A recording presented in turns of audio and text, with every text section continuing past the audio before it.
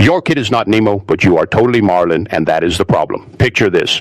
More American parents have ugly cried over a cartoon clownfish than have ever touched the real Pacific Ocean. And somehow that fish taught us more about letting go than every parenting book sold at Target. Here is the deal. More American households have a Finding Nemo DVD or a Disney Plus login than have an actual family emergency plan for a shark attack. Think about that. We are a country that will stockpile bottled water for a hurricane in Florida, but we will also sit down with our kids and emotionally spiral over an animated clownfish. Pixar did not just make a movie in 2003. They made a cultural tidal wave that hit every state from Maine to Hawaii. And if you grew up in the United States between juice boxes and student loans, you know exactly what I mean. So welcome back to Bright English, where we break down stories that raised us and roast them with love. Let us be real. Most people watch Finding Nemo and walk away saying, cute fish, funny, forgetful friend, happy ending. But that is like going to the Grand Canyon and saying, nice hole. You missed the whole point. This movie is layered. It is about family trauma, American style. It is about how we deal with fear in a post-everything world. It is about adventure when you would rather stay on the couch. And it is about trust in a country that sometimes feels like it is running on low battery. So I am going to give you 6 secrets that most people totally whiff on when they watch this movie. Not 4, 6. Because we are going long and we are going deep like the Mariana Trench. Secret number 1. Marlin is every American parent after a bad day on the news. Go back to the opening. The man loses his wife and 399 kids in one hit. One baby survives. In human terms, that is not just tragic. That is front page of the newspaper level loss. So when Marlin tells Nemo, do not go to the drop-off, he is not being a buzzkill. He is doing risk assessment like a dad who watched the Weather Channel during tornado season. In the U.S., we have a name for this. We call it trauma response. After the 2000s, a lot of American parents changed how they let their kids play. No more riding bikes until the street lights come on. No more walking to school alone in half the suburbs. Marlin is that energy with fins. He is not mean. He is scared. And fear makes you build walls, even if your house is an anemone. So next time someone calls him overprotective, ask them how they would act if a barracuda took out their cool day sack. Secret number 2. The ocean is not wild, it is infrastructure. Americans understand highways. We understand neighborhoods. We understand that there are safe areas and there are areas where you roll up your windows.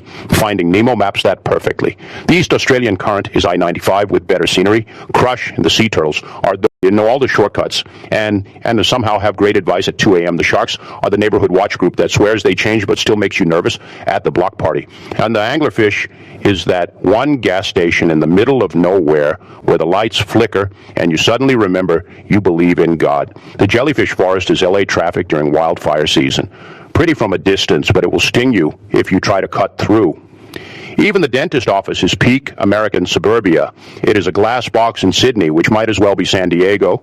It is clean, it is quiet, it is full of rules, and it traps wild things for decoration. Nemo goes from the open ocean to a waiting room with a view. That is the most suburban plot twist ever. So this is not a random fish adventure. This is a road trip movie. It is National Lampoon Vacation, but everyone can breathe underwater. Secret number 3.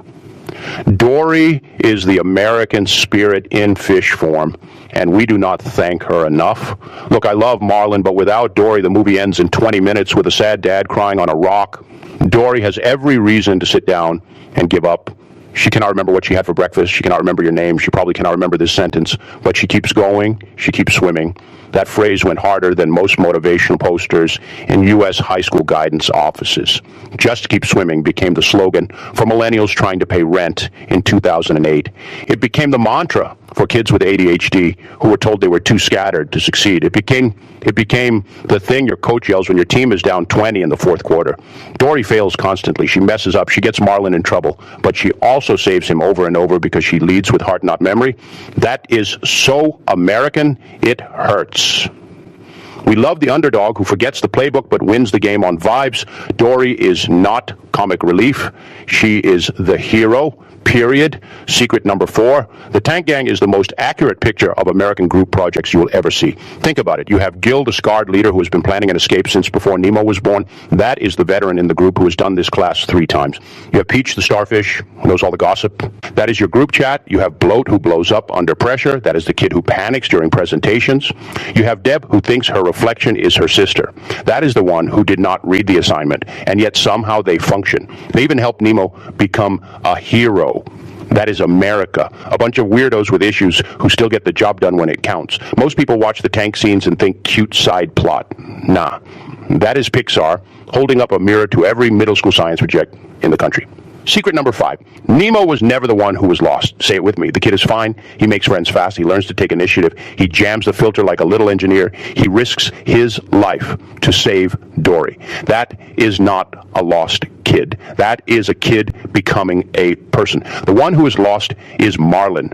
He is stuck. He is frozen in the past. He does not trust anyone. He does not trust himself. The whole adventure is Marlin going to therapy, but with sharks and turtles instead of a copay. By the end, he is not just a dad who found his son. He is a dad who found his courage. He lets Nemo go to school again. He watches him swim away, and he does not chase him. That scene breaks American parents because it is the dream and the nightmare at once. You raise them to be strong, and then they actually use that strength to leave you. That is the deal. That is the contract of parenting from Texas to New York. Secret number 6. The movie is secretly about immigration and movement, and that is so U.S. coded it is wild. Marlin and Nemo start in a safe home. They get separated by forces bigger than them. Marlin has to travel through unfamiliar territory. He has to rely on strangers who do not speak his language or share his culture. He meets turtles who are laid back and surfer coded. He meets sharks who are trying to reform. He meets a school of fish that moves as one. That is the American story. We are a nation of people who left one place and tried to find another. Sometimes we get stuck in tanks. Sometimes we make it to the ocean. Sometimes we just keep swimming because stopping is not an option. Pixar did not have to say any of this out loud. They just showed it with color and current, and we felt it in our bones. Now, let me bring this home with an analogy that will hit if you have ever lived in the United States. Finding Nemo is like dropping your kid off at college. For 18 years, you live in your little anemone. You have rules. You have routines. You have do not touch the butt. Then one day your kid swims past the drop-off, which is really just the interstate on move-in day. Suddenly they are gone. You are in the minivan with the GPS screaming at you, and your spouse is crying into a gas station napkin. You meet all kinds of people on the drive. Some are helpful, like the RA who shows your kid where the laundry is. Some are terrifying, like the roommate who owns a snake. And your kid. Your kid is in a dorm, which is the fish tank. To you, it looks like a death trap. To them, it is freedom. They are learning how to clog the filter, which is really figuring out how to do their own financial aid paperwork.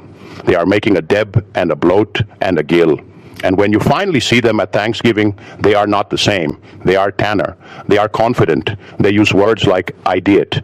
And you have to decide if you were going to be Marlin at the beginning or Marlin at the end. That is the movie. That is real life. Here is my personal stake, and I will keep it a buck with you. I watched Finding Nemo as a kid and thought it was about a fish dad being dramatic. Then I watched it again after my sister had her first baby.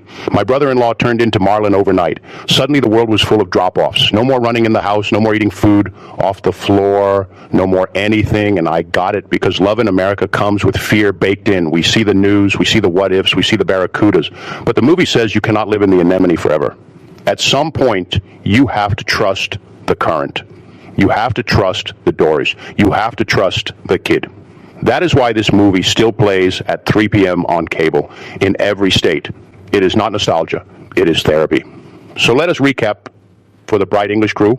Marlin is not overprotective. He is a dad with history. The ocean is not chaos. It is a map. Dory is not a sidekick. She is the heartbeat. The tank gang is not filler. They are us. Nemo is not lost. Marlin is. And the whole story is about movement and trust and learning to let go in a world that keeps telling you to hold on tighter. Pixar cooked with this one. They took family pain and turned it into something you can watch with popcorn. They took American anxiety and gave it gills. And they made a film that works if you are 5 or 50. That is why it still slaps. But I will leave you with this question, and I want you to argue about it in the comments. If you If you were Marlin living in the U.S. today, would you let Nemo go back to school after everything that happened? Or are you packing up the anemone and moving to a gated community with no drop-offs? You tell me.